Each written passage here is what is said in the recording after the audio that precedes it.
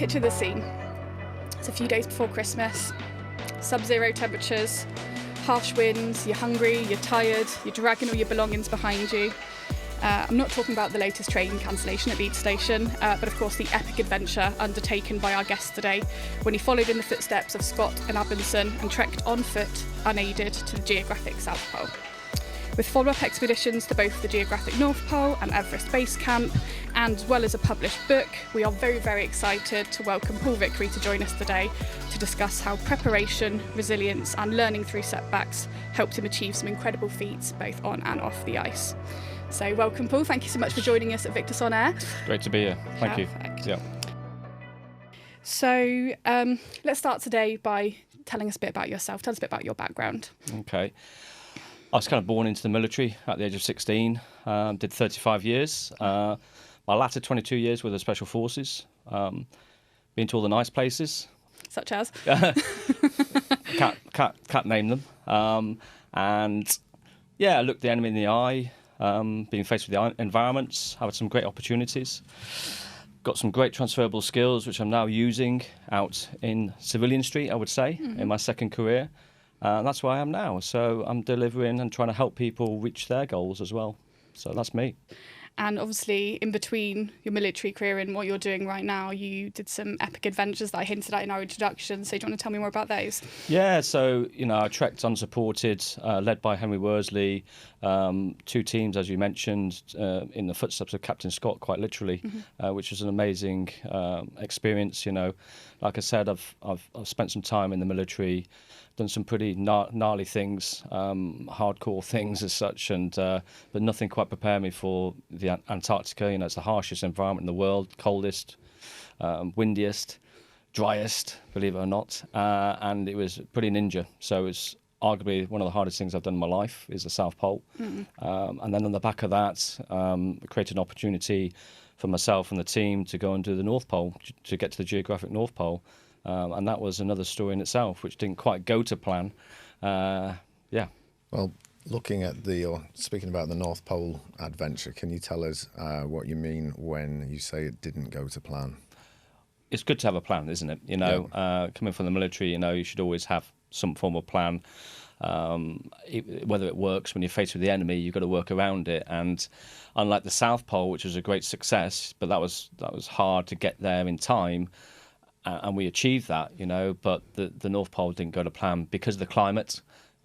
This was back in 2016, and it's quite scary when we were there, and it's even scarier now, I would say, the whole climate side of things. And then we were working with the Russians, they were our logistics company and stuff like that, and what to kind of believe and go with and understand and make things work, and things didn't work because of the environment and because of what we were being told and things. So we had to work around things from plan A through to plan D in the end. And it all came down with a mission statement. Our mission statement was to document what we saw on ice, and we managed to do that, although not quite as planned.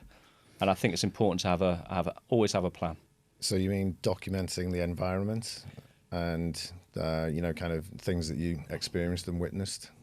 Yeah, using military analogy, we were kind of three guys kind of parachuted in, but we went in by helicopter to do a battle damage assessment, really, of the environment. And we went in and we witnessed, it was pretty scary. It's something like a Indiana Jones Temple of Doom kind of scene with whizzing ice blocks and jumping on and off, and it's all melting, and it was pretty scary, really. And we just came back to record that, and documenting through my book, and also, we got some film footage as well, which we're trying to pull together to tell the world this is what's happening. But it's a bit late now, with what we're being faced with, but it's still important to get the message across. I'm not a climate activist as such, but I'm very passionate about what we've seen and witnessed, and it scared us all three of us, I would say.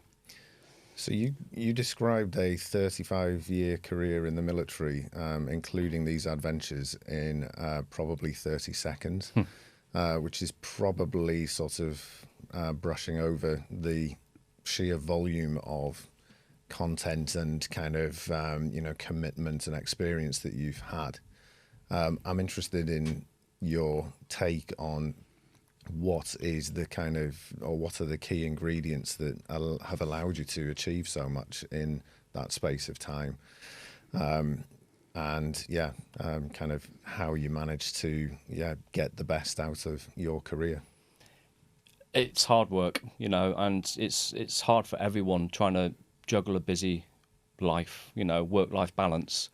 And sometimes you've got to make commitments, and you've got to be determined and step forward and put yourself in the arena. I could have been quite comfortable remaining in my career in the infantry, but I put myself in the arena as a volunteer to go for special forces. And I was, with hard work and determination and everything else that is inside me, it drove me. And luckily I was, there's luck as well.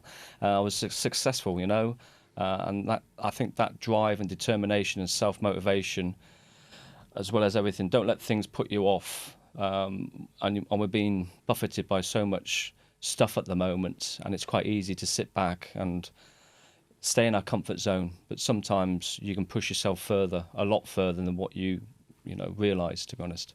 And I think I've built these layers up through my childhood.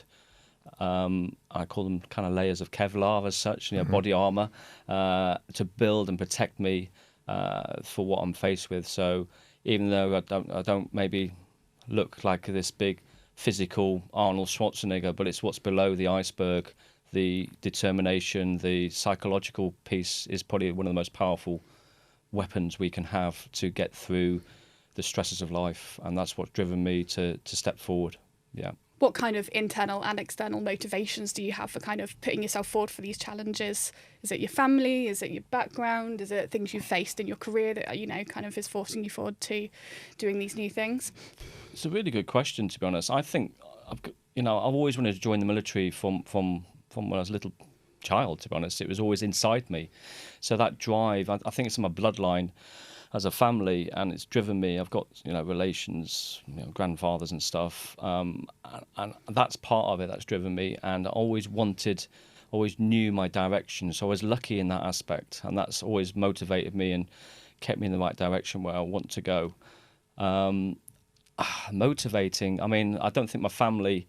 I've been a bit selfish, and sometimes you have to be selfish and cruel to be kind, but I'm paying back now, and it's a bit of a mutual thing, between me and my partner and children, and it's sometimes it's a bit of a balance, and juggle and talking about it and getting an understanding from both sides. The family's a difficult one, to juggle in between going on these crazy expeditions, juggling time in special forces. It's not easy to juggle work life, but motivating. I think it comes from inside, and the fear of failure is a big one for me.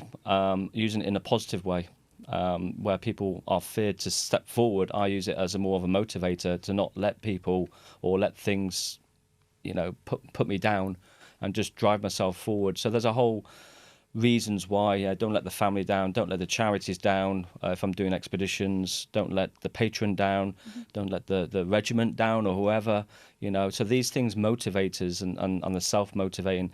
And then you've got the challenge piece, I suppose, on top of that, which is, so you don't want to let yourself down.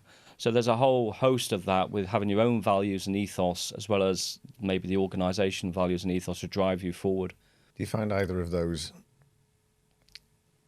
two things kind of more important than the other? The kind of personal sort of reasons for doing these things, and then those external reasons when things are difficult and you're kind of looking for something to call on to motivate yourself. Do you find the personal or those, like I say, external motivators more motivating? I think they both work together, but if you're working as a team, as an organisation, if you've got strong values and ethos, which you have from, for example, the regiment, the unrelenting pursuit of excellence, high standards of discipline, humility, humour, and those things to bond us, then that keeps us together and drive us. And if you've got mottos, mantras, things like that, and you don't want to let the side down, you know. So there's peer pressure that can drive you to do some amazing, great things if you've got strong ethos and values, as well as then having your own values and ethos. And through some of my coaching, what I do is I ask people, what are your values? You know, and I think we should all have values, and we should all have our own motto. My motto is to do the best I can in everything I can do, with what resources I've got available to me, in brackets. But I try and do the best I can, you know, and with what time I've got, to the best of my ability. And I think we should all have a motto, all have values and ethos to drive us to do things. Yeah. Yeah, so the team aspect is clearly really important to that. And it's kind of, from what you're saying, it doesn't sound like the focus is just, you know, you or, you know, me within a particular context. Having those shared values and, yeah, working together towards collective aims is kind of really beneficial and makes these experiences really positive. It's a strong bond. You know, I mean, it's like I said, it's what's below the iceberg that drives you. And if you've got strong values and ethos, and you all believe as a team, this cohesion, it can really, you don't have to wear fancy mottos or cap badges or anything. You don't have to have any of that. It's what's below, what's being invested inside you, and what you strongly believe in can drive you. And I think that's powerful stuff. If organisations can capture that, it's a huge success, I think, and you all believe in it. Yeah, it's powerful. Have you got any examples from any of your expeditions where that kind of teamwork aspect and not wanting to let your colleagues down has really pushed you through a hard time? Yeah, I got numerous examples, but for example, at the South Pole, I mean, we were on our last legs, you know, on a daily, absolutely exhausted, physically, mentally, sapped, pulling a polk. Our sledge is 160 kg. And at the end of the day, when we've come to the end, we would look at each other and we'd say, let's do, and we'd tap our ski poles together and say, let's do one for the Queen. And we do an extra kilometre for the Queen, you know, and that's just a bond to say, come on, you can still, even though we're absolutely exhausted, we can still do an extra kilometre, at least for the Queen. And that motivated us just to do an extra kilometre at the end of the day. We knew it was coming, and we'd do it. And then we'd use mottos and mantras, you know, let's go always a little further. And that just pushes you, you know, using some mantras and mottos to keep us going, you know. And we'd have a laugh. Humility, you know, humour is a key thing. To get, especially in those dark times when we were in pretty horrible weather, stuck in a tent, 3 guys in the middle of nowhere, you know, twice the size of Australia as such, in Antarctica. It's not easy, you know, and you've got to keep your morale going, and you have moments of some down days, some blue days, and you've got to keep each other going. Can you describe your experience of kind of landing in Antarctica and, you know, kind of your first sort of interaction with the place, because it's clearly a very unique environment. It's amazing. I mean, we landed, to get there, you know, the whole journey to get to the start line can be an epic sometimes, in particular for the North Pole, you know. But once we knew as a team, once we landed, and we started at Captain Scott's hut, and that for me was the best campsite in the whole world ever. To be beside such a remarkable, you know, impressive hut, and we camped there, ready to start. It was amazing. It was like Christmas. I wrote in my diary, actually, this is like Christmas Day for me. Yeah, it was just in the footsteps of Captain Scott, and yeah, it was all very spiritual as well as hugely physical and mental. I mean, once we landed, it was quite flat, but once we got around the corner, it changed into an undulating nightmare and messed with crevasses, rifts, and climbing 10,000 feet. And we didn't know what to expect. And coming from our backgrounds, I think we all thought that we could set our compass on south and the way will be there. But it wasn't. It didn't end up like that. It was pretty ninja. Yeah. How did you approach your sort of the interaction with the environment in terms of the physical, mental challenge? Did you regard it as a battle with the place, or did you try to find a different way? It's a really interesting because I've trained in every single environment, you know, from deserts to jungles to the Arctic. I kind of, for some reason, I seem to be steered towards the cold. And, you know, the enemy is the environment, and it is actually quite now, you know, there's a climate crisis happening, and we're quite fragile, and you've got to be prepared. And being prepared for those environments, you know, especially in Antarctica, where it's the coldest place and windiest place on Earth, you've got to be prepared, and nothing quite prepares you. When you step off that plane in Antarctica, those who've been there know what I'm talking about. You have Antarctic shock, and the cold of -40 hits you, and it's a blast of, whoa, this is cold, this is serious. And you need to be, you know, covered up, gloves, boots, all protected fully, you know, for that environment. However, you kind of, you know, you become acclimatized, you adjust your clothing. And we went, when we started on the Weddell Sea, when our start point where Scott's hut was, it was quite hot, believe it or not. What's quite hot in Antarctic We actually got context? to -1 through to -20 or -30 on average. Balmy. Yeah, and then, you know, on the plateau it went to like -40 with wind chill, I don't know, -50 maybe. Yeah, I mean, so, but you got to really cover yourself up. I mean, any little bit of wind that gets through, you've got problems, you know, and it can create obviously frostbite, frost nip. And I had problems with my hands. I was lucky. I got a little bit of my face, a little bit of a scarf, and where I didn't cover up, you know. And it's not clever to go out. It's just bad admin, really. People come back losing fingers and thumbs, and to be honest, there's reasons sometimes behind it, but it's not good admin. And your admin out there has to be the best it can be, because all it takes is you take your glove off and it blows away. You go to the toilet, your toilet paper blows away, and you soon pick up on these things. And you've got to be so, you know, anyone like from the military, Marines working in, they know what I'm talking about here, is looking after your kit. And admin it's got to be really, really good. Yeah. Did you ever have on these expeditions kind of bad days?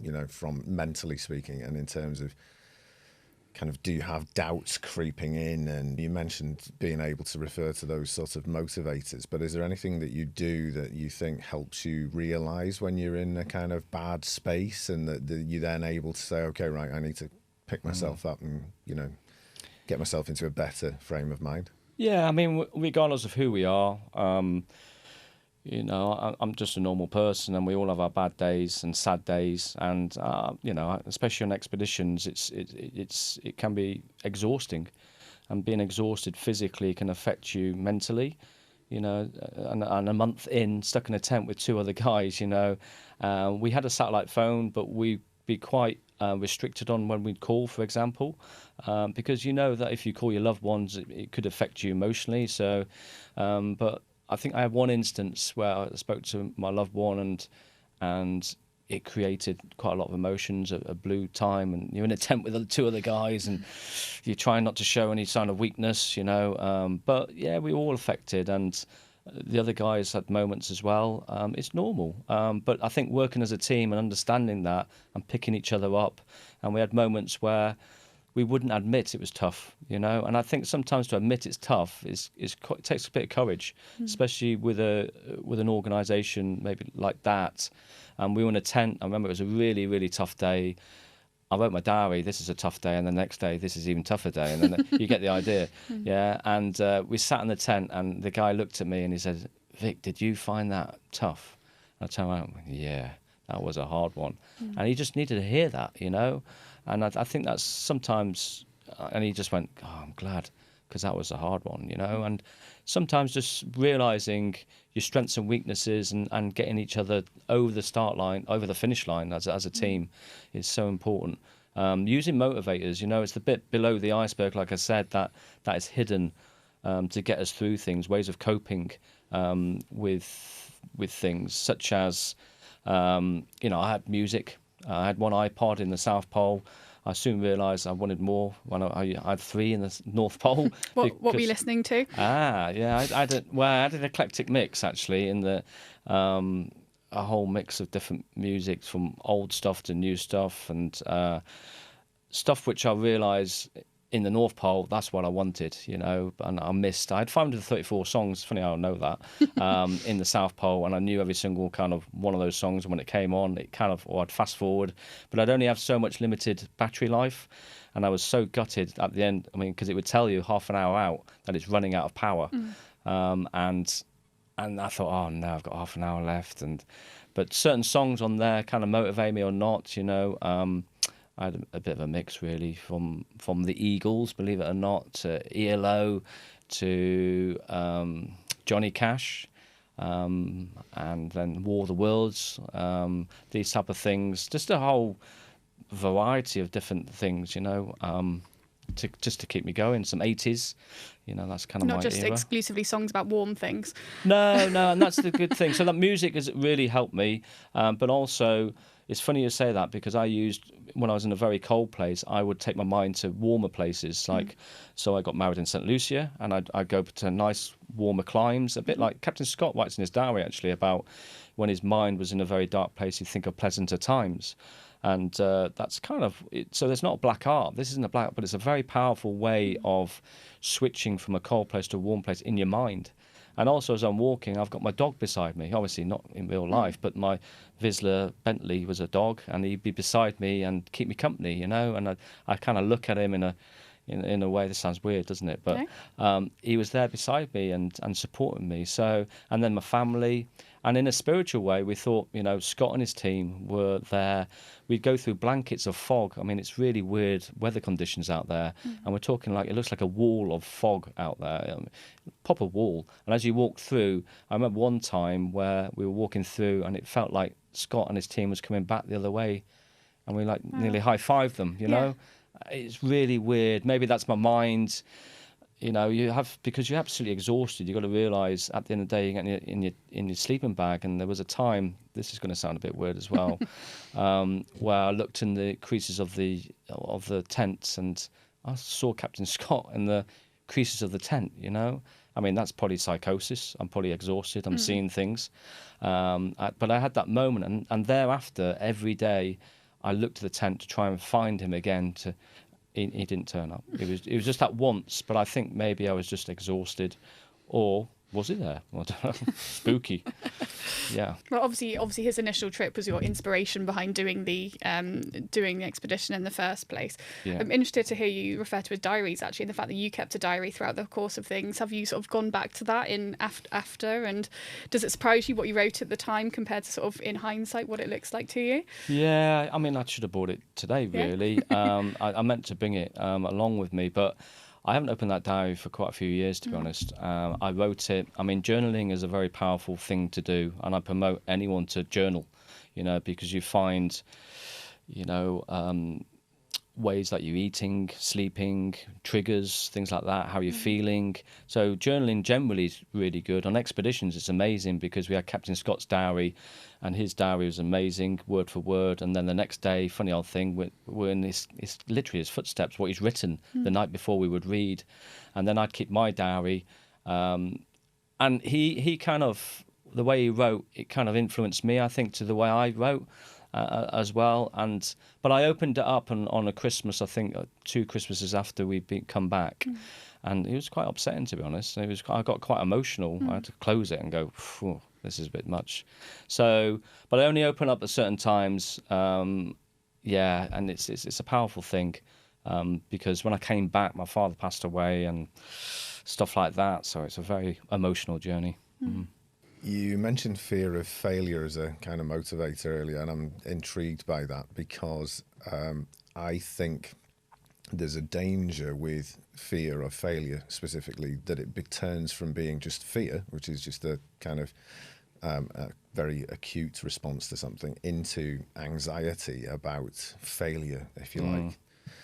And I'm interested in kind of your take on that sort of idea, because I think it's really important to approach failure as a very positive force, and that fearing it is probably not the right sort of, or not helpful if it turns into that anxiety. Yeah, fear can turn, you know, it's a stressor, it's a targeted threat, isn't it? You know, fear, and it creates this I call it the shaky person. It initiates this flight-fight response in your body.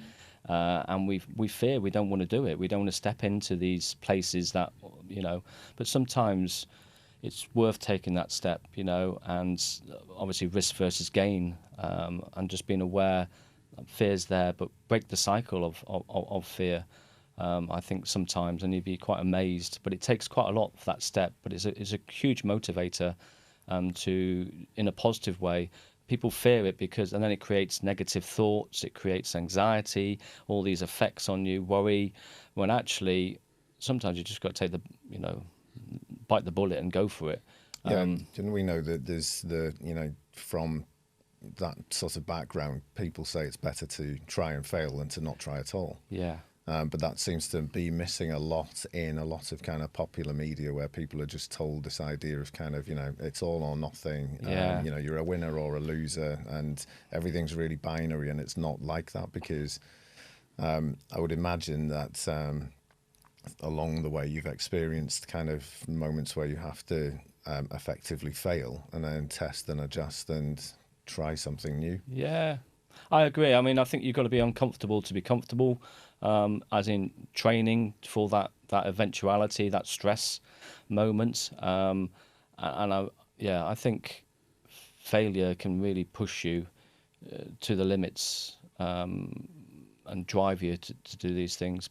Failure is experience, and that's what you learn from, and that's what helps you succeed. I think somebody told me that they consider kind of surviving in the mountains to be a series of very close almost failures, and you over the course of years you develop skills by not quite failing so badly that you don't.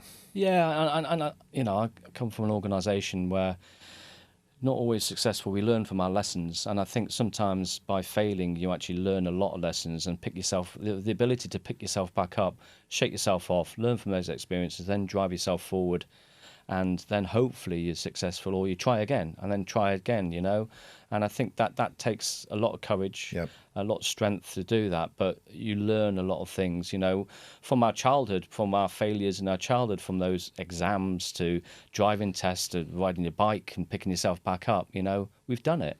It just so happens, I think as we grow older, we become a bit more fearful of the risks and the worry and being buffeted and, hang on, why can't we, So I think driving yourself through that, learning from your failures, your mistakes, and then picking yourself back up. I think Confucius says something like, it's better to get back up if you put back down, So there's lessons to be learnt there. Yeah, fear is a very big motivator, and we shouldn't be fearful of fear.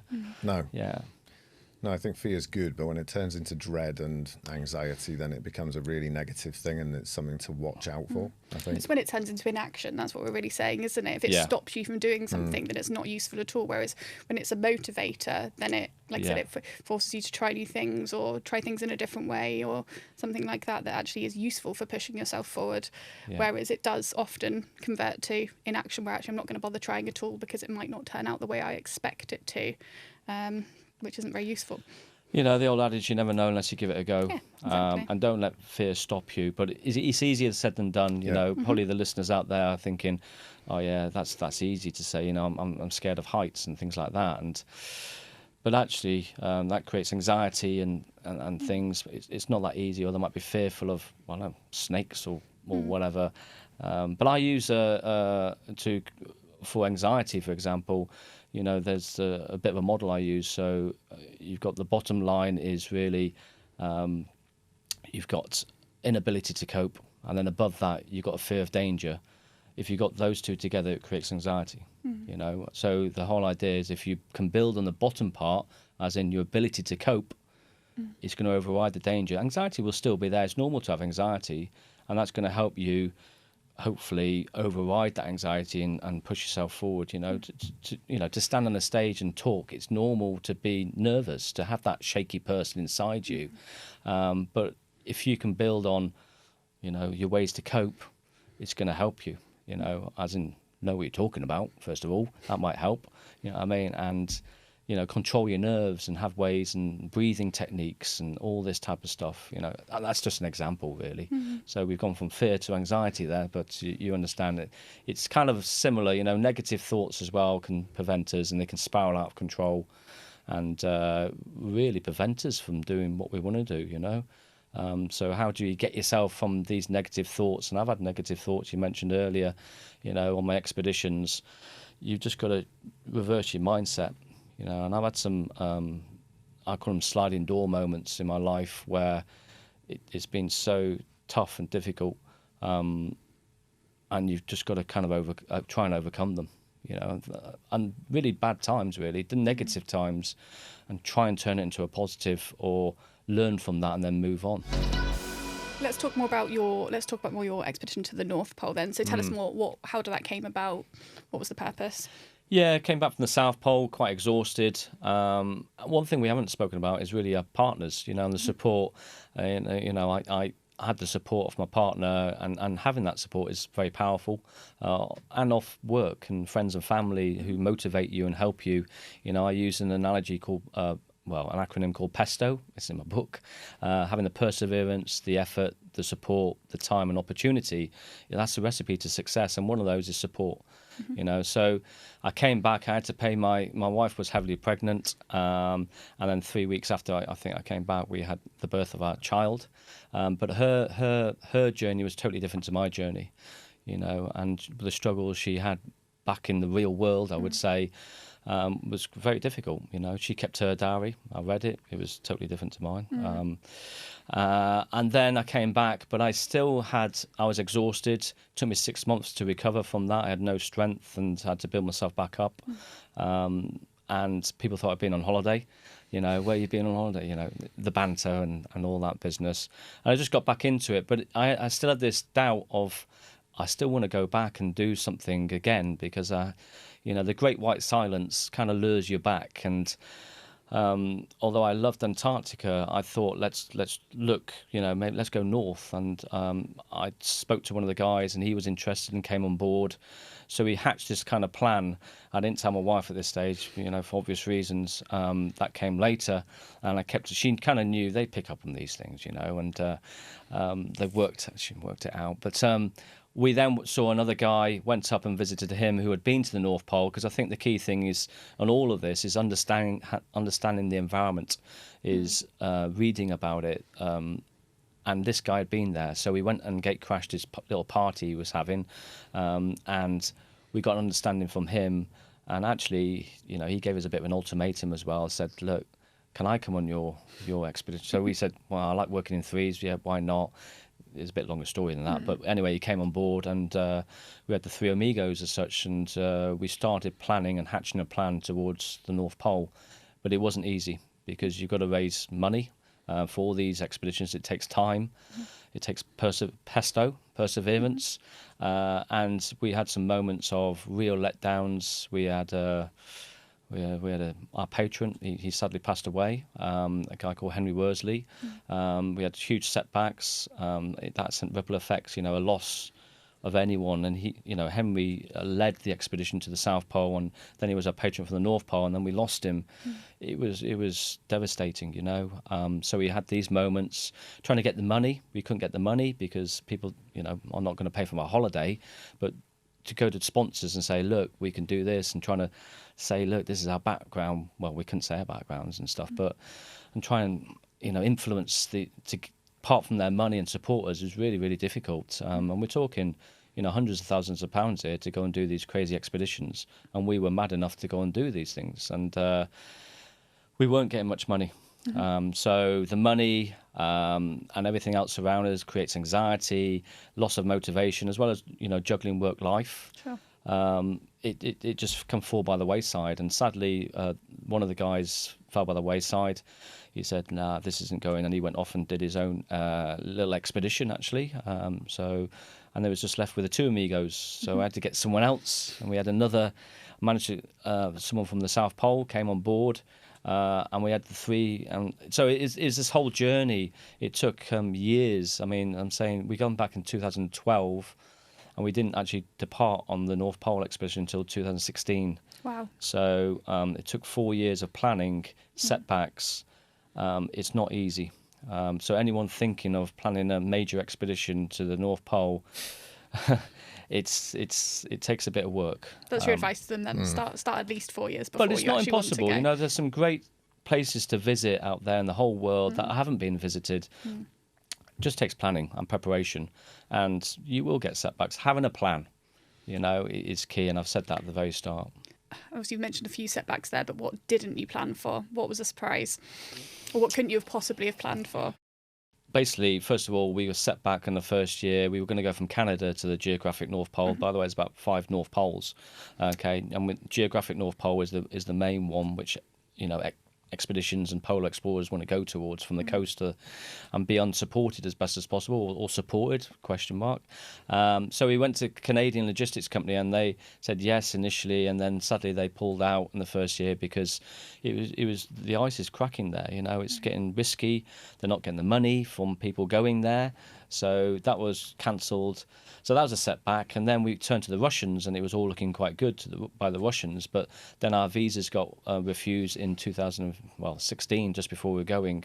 Our group visa, and these UK political, you know, ties weren't, you know, going very well at this stage. So they refused our visas, and that was a huge setback. And then we had the death of Henry, another setback. It was just all getting on top of us, and we were, you know, mourning as well. In a very sad place. We had the money at this stage. It took 4 years to get this money, but we didn't have the green light to get out there. So that was a huge setback. We didn't tell our sponsors that, but actually there was a turning point at Henry's funeral where we met a guy, and he was instrumental in linking up with the logistics company and helping us get to the North Pole. So, you know, there's glimmers of hope, blessings in disguise. However, you know, don't just give up. You know. How did you find the movement across the ice in the North Pole or in the Arctic compared to Antarctica? It's hugely challenging. You know, it's the Arctic Ocean, and it's moving around. It's only, you know, a couple of meters thick, and then you're in deep ocean, and it's spinning around as such. It's, you know, it's not static, so your compass kind of goes a bit crazy. So, and when you stop, you know, you've either got negative drift or positive drift, and you know if you're going backwards or forwards. You know, well, luckily we're on positive drift, so we'd wake up in the morning, I'd check the GPS, and actually we've travelled an extra, you know, mile, which is a bonus. Yeah. And that's just sitting in the tent. So you can imagine it's moving all the time, and to get to the geographic North Pole, there's nothing there. You know, and everyone's geographic North Pole is different, you know, because of the Arctic Ocean. So wherever I planted my flag, 5 minutes later, if someone came, it would be different. You know, many people know that. So when we got there, eventually, we put the flag in and celebrated, set up our tent. The Russians were coming to pick us up, and we had drifted, you know, over 2 miles in that period of time, from 2 o'clock to 7 o'clock in the evening, 2 miles. And they had to go and find us because we drifted that far away. So it's totally different to the Antarctic, where it's an island, you know, and it's ice thick, miles thick, you know, and you've got polar bears up in the north as well, where penguins down south, if no one knew that. And it's a bit warmer up in the north, and scarily warm, to be honest. We woke up one time in the tent, and that's why we were going there, and it was dripping, you know, in our tent. It was melting, you know, and that's not normal. And we were faced with water, which we had to kind of get over and cross, and you could see the steam rising. You know, these are melting there, so it's a very challenging environment, and you get it where ice flows crash together and build these big ice walls, and you've got to get over them, and you see them about every 100, 200 meters. So it's like a battlement of defences you've got to get through to keep battling your way through, and it's exhausting. It saps your energy. The sun is our friend, but when the sun goes, and it went quite often, we were left in darkness, you know, and to navigate and get your way through, you can't see the depth, and you're falling over, and it can be quite challenging, even more challenging then. So it's a really tough, really, really tough environment up there.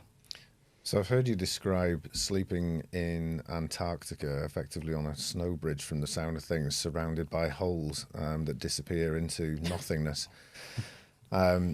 So in comparison, which one would you say is a more sort of frightening environment? And, how do you deal with the fear that must accompany being in a place that has so many kind of intrinsic threats to your safety?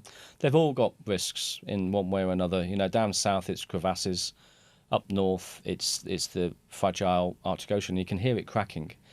So when you set your tent up, you do lie there and you think, hang on, it could crack and we could fall through and it has happened to some explorers. So you've always got that in your mind.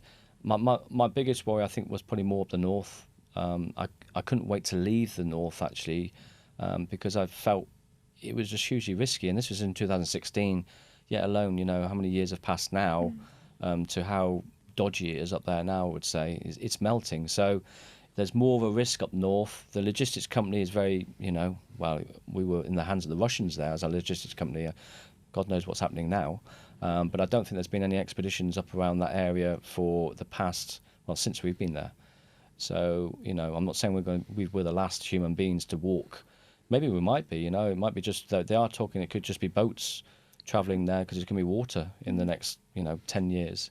It's scary. It really is scary. And we should open our eyes up to what's happening around us in the climate.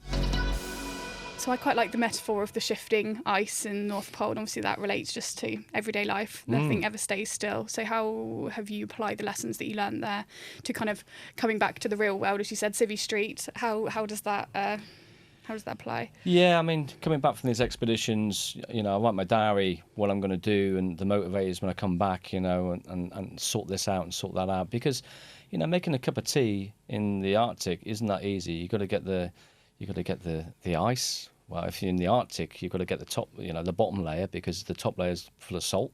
So you've got to get that. You've then got to boil it up. Well, you've got to put your tent up, boil it up, and it's not that easy. Whereas here in our worlds, it's just a flick of a switch, and the kettle's boiled, So I think coming back to that and realizing how lucky we are with what we've got and being grateful for what we have, I think that's a key thing. But sadly, when I do come back and I adjust, I then adjust back into the culture and what's been created, and it's a bit doom and gloomy, really. You put the TV on, and there's what we're being faced with, what we've been told and stuff, and what we're seeing in the world can really put us down, can't it? And affect our mental health. And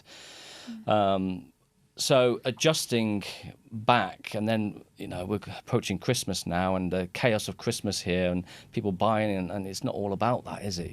So I think we've got to come to reality and just manage our own stresses, and sometimes just be grateful and wake up to what we've got around us. And to do that, sometimes that's why I go out on these expeditions, is to wake me up, and be uncomfortable to be comfortable again, and it only takes 6 months, and I'm back into the Netflix binge or whatever, and I do that every, once in a while. I don't mind that, but we've got to be careful. We can quite easily sit comfortably in our armchair and not go out the door, when actually training, for example, for selection, I had to go out in all those weathers to be uncomfortable for what I was going to face, So sometimes we could have a motivator to get out and about and enjoy the world and have the wind in your hair and face the cold and go, wow, okay, this is real, and enjoy.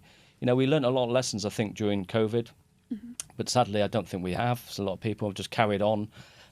Let's learn from those lessons about nature, about looking after ourselves, looking after our health, and things like that. But we soon accelerate on in our journey, and I think we miss some of the valuable things in life and ways to cope and deal with things. Tell us more about what you're doing now. Since leaving the military, I was set myself up for leaving. I think that's a key thing with the, if you leave an organisation like that from a long time, it's 35 years, you need to be prepared for when you leave. So I was lucky that I was starting to get my ducks in a row. I had some great transferable skills, paramedic skills, physical paramedic skills, and I was already doing a bit of work kind of outside, setting my little business up, and it was working, and people were enjoying what I was delivering, training and consultancy. And it took a step out. I realised this is where I want to go with these great skills. It's time to leave, which is difficult to do sometimes, to leave an organisation and move on. 10% of veterans do struggle on leaving, and I kind of knew my direction and what I wanted to do. It's not easy, don't get me wrong. Running your own business in the current climate is not easy. But I'm enjoying it. It's rewarding. But I'm now in the world of, I deliver medical skills, but I deliver, most importantly, is mental health training consultancy.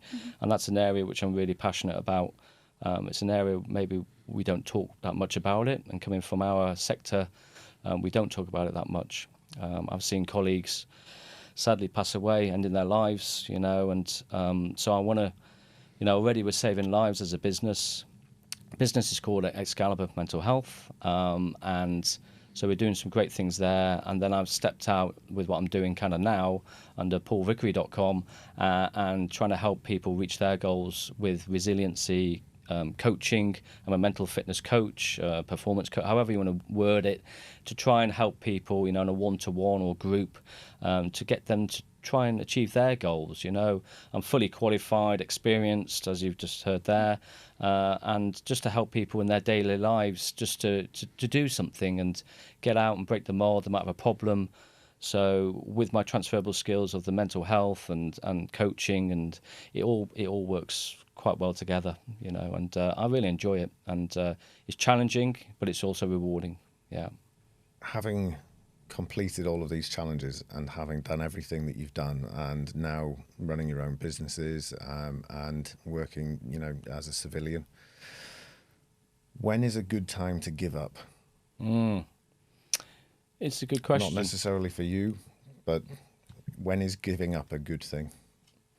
I think there comes a time when you do have to put your hands up, like for me leaving the military, it was, I decided, that there comes a point, maybe you become ill or sick or too old, or you can't do this anymore, and there comes a decision, a difficult decision maybe, to decide, why, it's time to do something else, and maybe, hopefully you've been planning a bit before that, but illness and sickness happens sometimes, doesn't it?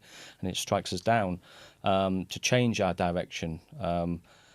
So there is times, we've been talking about values and ethos driving us to do some great stuff, which is, but it can also lead us in a negative way, to drive us too far over the edge, to burnout.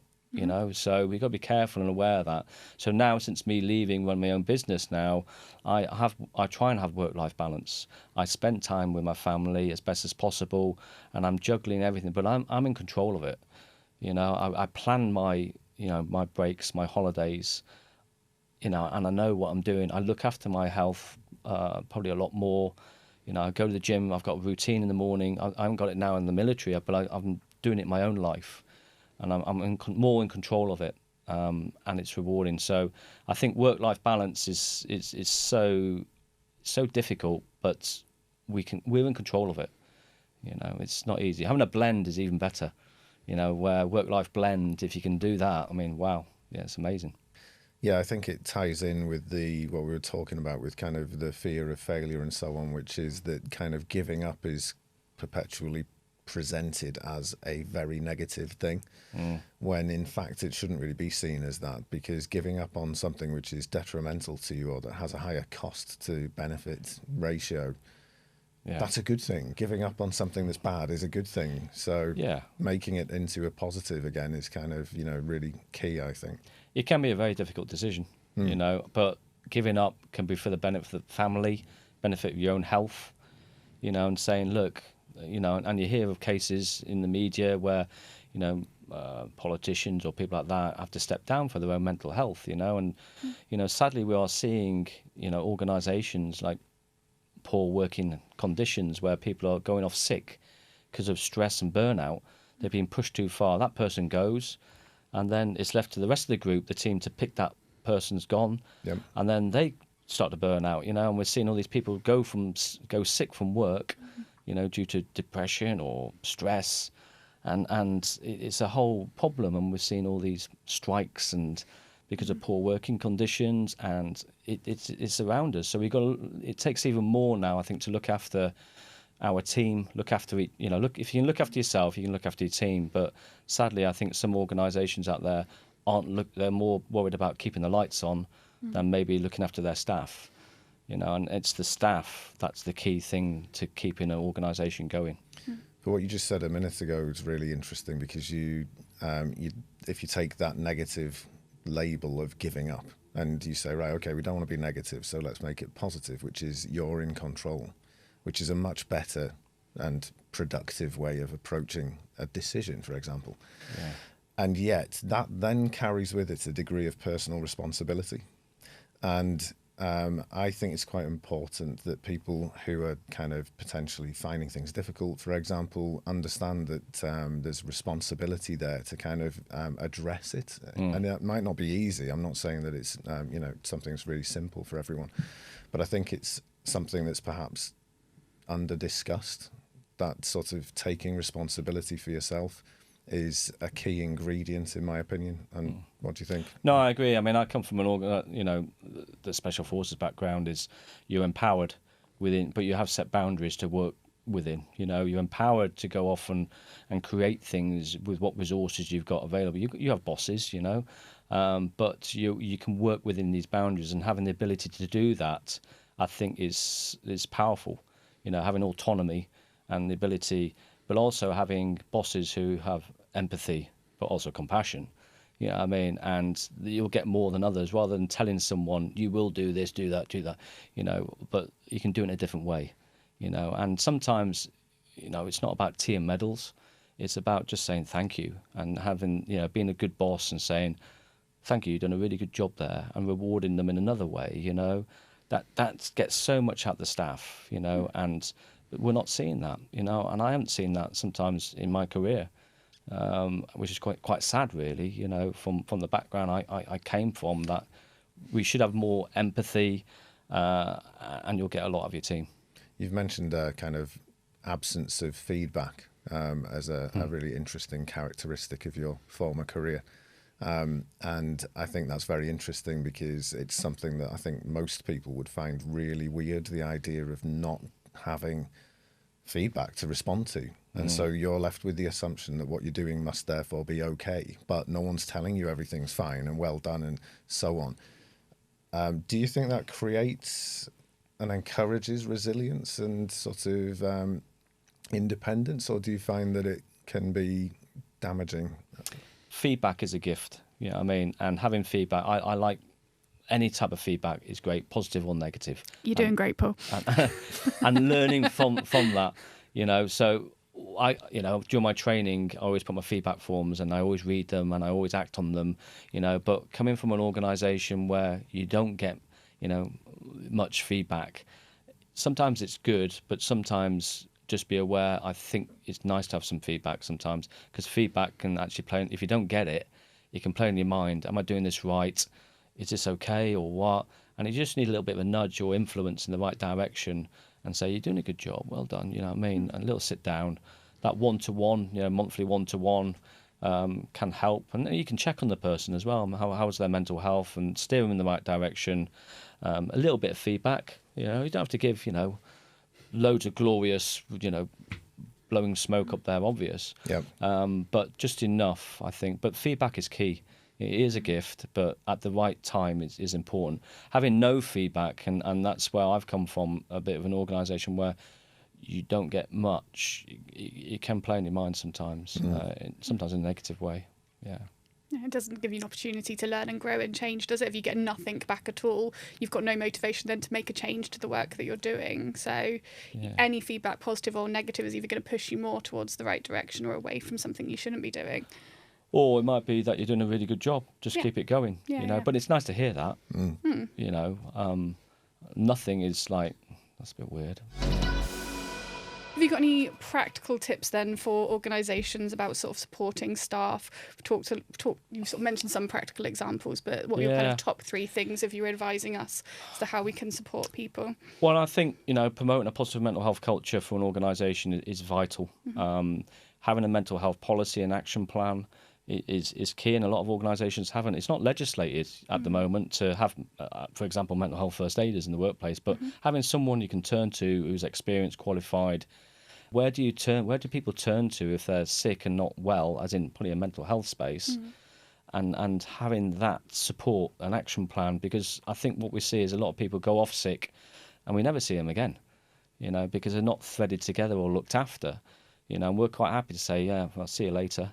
Well, and it's quite happy to boot people out of organisations. For example, they've been taking drugs or alcohol, but we've never sat them down and actually got to the root cause of why are you feeling like this? Why are you taking alcohol? I'm here to help you. We can get help for you, rather than right, zero tolerance, right, out you go. We might actually retain people more if we actually do that, for example. So I think looking after your staff more, get an understanding of why, people might not be feeling well, and we can do that through focus groups, surveys, and then the benefits of promoting a positive mental health culture, reduce sickness, absence, attracting talent for that organisation. You hear of organisations out there who are doing this totally wrong. And people aren't going to won't want to work for that organisation, so they go to places where they are looking after their staff. So the whole benefits of promoting is vital. That's my top tips: is don't keep the lights on. Well, keep the lights on, keep your bottom line going, but look after your staff. And I've mentioned that before. Yeah. So just on that, you said sitting people down and finding out how things are and so on. Which kind of brings me back to my earlier question, really, but it's just about the kind of, do you agree that people need to sort of engage with those processes? Because if I think about it from a kind of physical health and fitness perspective, you have to start by doing the basics well, which mean kind of turning up and being consistent and so on. But I do understand that if people are kind of, struggling particularly internally, then if someone says to them, are you okay? It can be really difficult for people to say, not really, because something's bugging me. But it can also be, even if they do kind of, engage with that process, it can be really difficult for them to then subsequently engage with anything that, you kind of might try to do.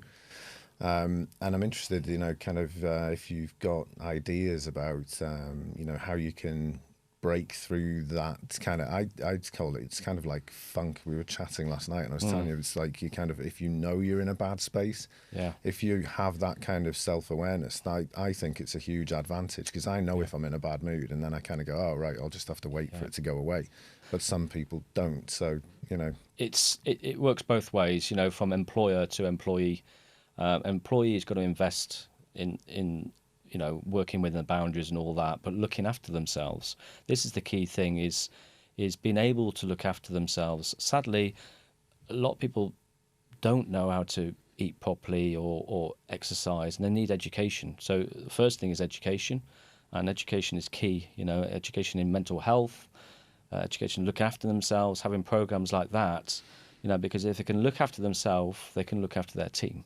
And that's something that I promote, and keeping everyone strong, and then working within boundaries, and then the boss is given the opportunities, the training, the education, and allowing them. And if they are struggling, well, we need to sit down and maybe able to help them and steer them in the right place, and giving them some benefits in kind and helping them. Yeah. So I think there's two sides to this. As an employee, is looking after themselves and working for the boss as such, working for those bosses within those guidelines, attending the training. And vice versa, yeah. It's a two-way street, it's a two-way is street. Really my point. Yeah, and if you have that engagement, that good rapport, and their influence and engaged, and, you're a winner. Yeah, because it all comes back to the team, the team working effectively together, and then everybody's, playing to their strengths and addressing weaknesses, and that's really, really ideal. I mean, you can have social events. I mean, Christmas is coming Yeah, up. that's These it. are good things, you know what I mean, for social, get to know your team and stuff like that. You Yeah. know? So, yeah. You mentioned taking a layered approach to how you deal with stress. Could you elaborate more on that for us? Yeah, so stress is, well, extreme pressures, dealing with extreme pressures, to be honest. And I think stress has got bad press. You know, stress is there. It's an emergency response. It's to respond to a threat. You know, it creates that fight, flight, freeze. And it's there since cave women days, you know, and that saber-toothed tiger arrives and you've got to react, you know, and that's what it's there for.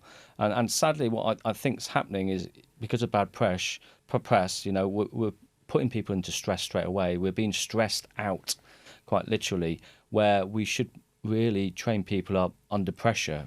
Progressive pressure is the key, I think, answer to dealing with stress, you know. And for me, for example, in my military career, you know, for facing the battlefield, which is a huge life stress, you know, when someone's shooting back at you, you know, you've got to train on the ranges, shooting.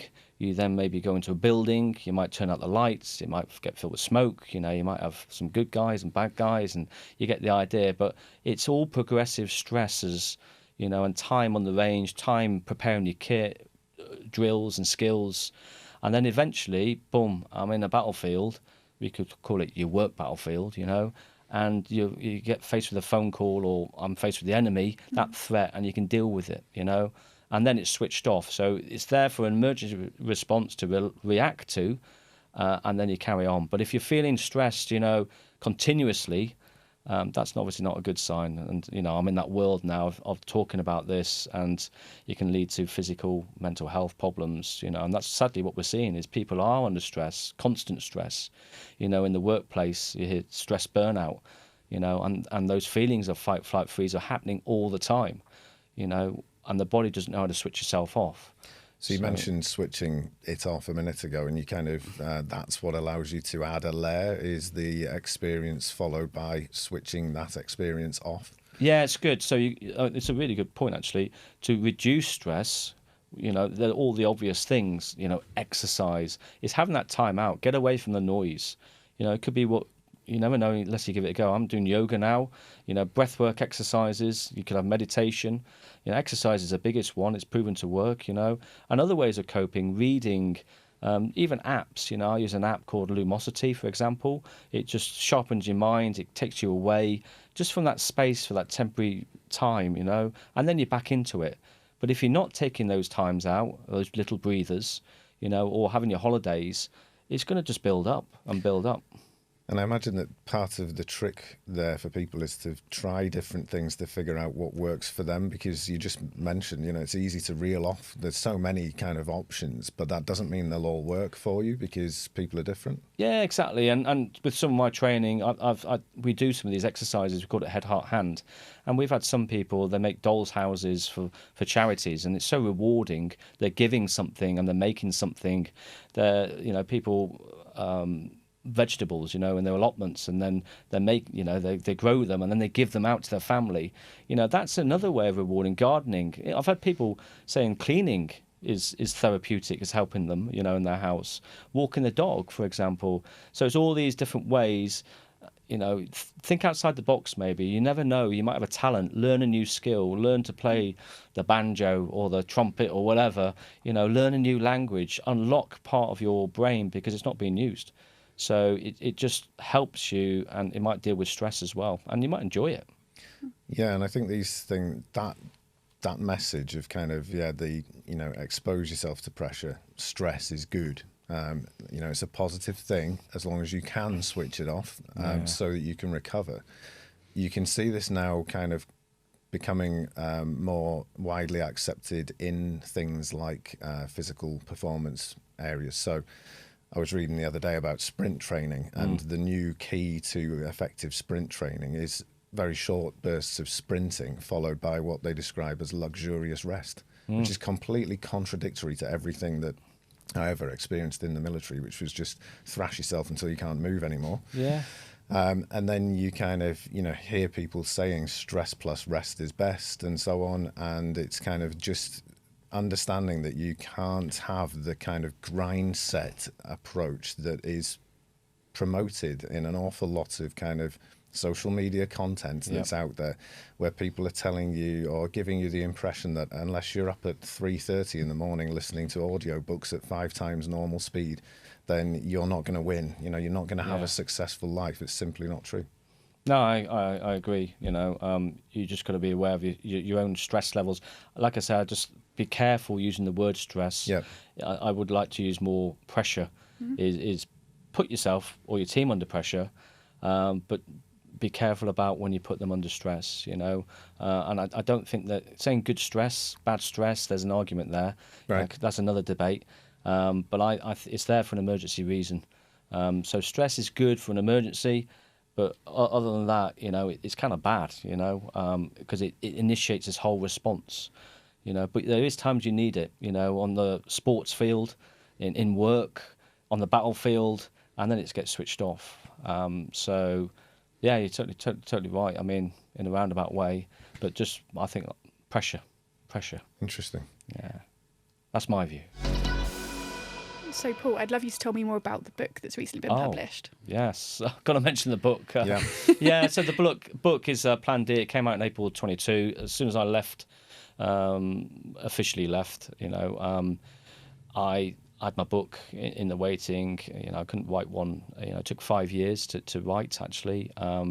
It was a tough call, you know, juggling anyone to write a book. We've all got a book inside us, by the way, and I'd encourage anyone to write. It's very therapeutic, and I found it therapeutic, but I'm not sure my publisher was too impressed, and the amount of times it went to and forwards and stuff, you know. But the book is about all sorts of things, you know, helping people reach their own pole. It's mainly about, it's called Plan D, where things didn't go to plan for the North Pole. There's a bit in there about climate change, but there's also bits in there about mental resilience. If anyone wants to go on an expedition, there's some top tips in there. Mental health is in there, you know, all sorts of things, you know, and also it starts with a bit of the military, not too much for obvious reasons, but then it blends into going to the South Pole. There's successes from there. There's extracts of my wife's diary in there, here on the other side of things. There's extracts from my diary, which I mentioned was quite powerful, and quotes and things. You know, it's been supported by Ranulph Fiennes, Leveson Woods put a nice little preface on there. There's nice pictures. There's loads of information in there. So highly recommended, and a donation goes to charity from the book as well. So, and to be honest, I don't get very little from these books, but it might just help someone, and it's a nice Christmas present, you know. Yeah. What's next on the horizon for you? So I'm now, you know, for my own little adrenaline kind of fix, as well as running my business and stuff. So I do some guiding. So I'm guiding. I've got already planned for 2024, guiding people to Annapurna and Everest Base Camp, Himalaya expeditions. So anyone's interested, give me a shout. And I mean, that's the ultimate walk and talk, that is, to be honest. If you've ever been up there, it's amazing. So there's that in October, November next year.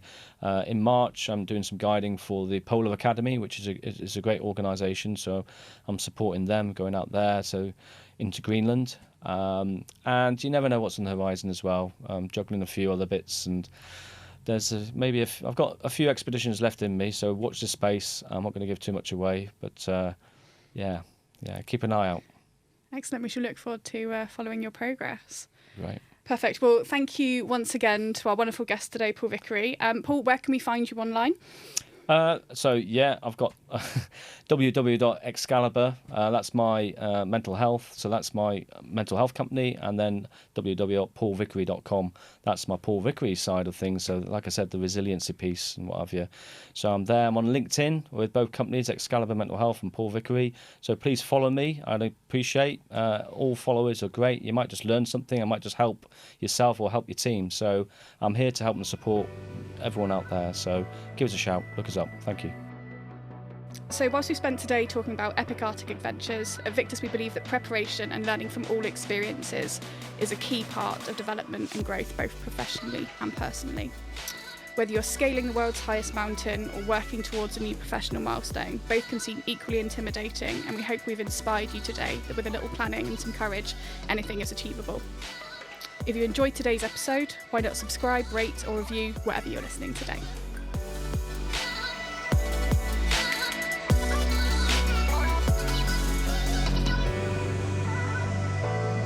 So, Paul, ex-SAS, Polar Explorer, have you ever cheated in an exam? Good question. We all cheated in the reading tests. Yeah, preparation is key here, you know. By Absolutely. failing to That's prepare, it. you know, Yeah. preparing to fail, wasn't it?